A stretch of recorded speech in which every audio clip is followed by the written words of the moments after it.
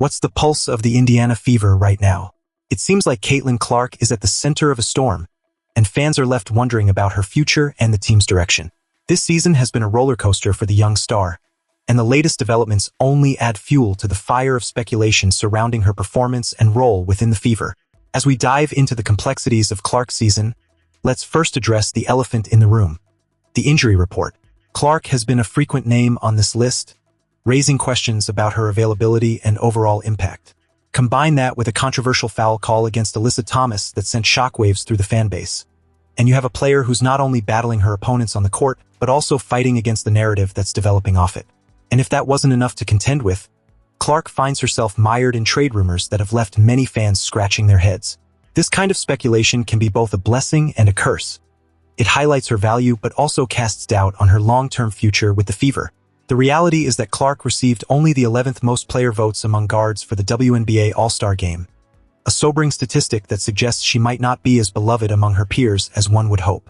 However, the real question is whether this lack of recognition is indicative of something more troubling. Following a recent defeat at the hands of the Golden State Valkyries, Clark expressed her frustration with her playing time, citing it as a significant factor in her shooting struggles. "I got some good looks, obviously. It's hard. I think I played 10 minutes in the first half. I was just struggling a little bit to find a flow," she stated, acknowledging the tough defensive pressure from the Valkyries. While her candidness is refreshing, it raises eyebrows, especially considering that her 26 minutes of play in that game marked the most time she's seen on the court in the last 3 outings. Even more concerning is her shooting percentage. Since returning from a back injury, Clark has been notably off her game, posting a dismal 35.1% from the floor and an alarming 15.8% from beyond the arc in July.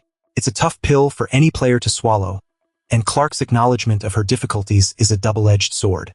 While it's valid for her to voice concerns about rhythm and flow, openly criticizing the coaching decisions could be perceived as undermining the very organization that is trying to protect her health. Critically, this is a frustrating stretch not just for Clark but for the Fever as a whole. The front office has made a calculated decision to limit her minutes to prevent any further injury, which is undoubtedly in her best interest.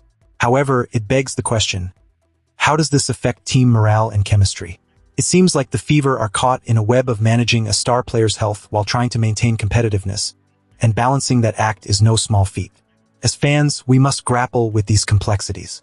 It's essential to support Clark and the Fever through this turbulent time. Yet, we also need to hold them accountable. If Clark has aspirations to lead this team, she must channel her frustrations more strategically. The media is watching, and every quote can become a headline. Perhaps a more measured approach would better serve her and the organization.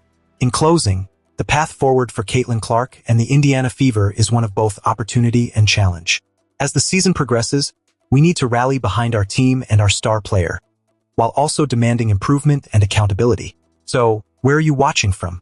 What are your thoughts on Clark's situation and the Fever's future? Let's hear your opinions in the comments, and don't forget to subscribe for more in-depth analysis and coverage of our beloved Indiana Fever.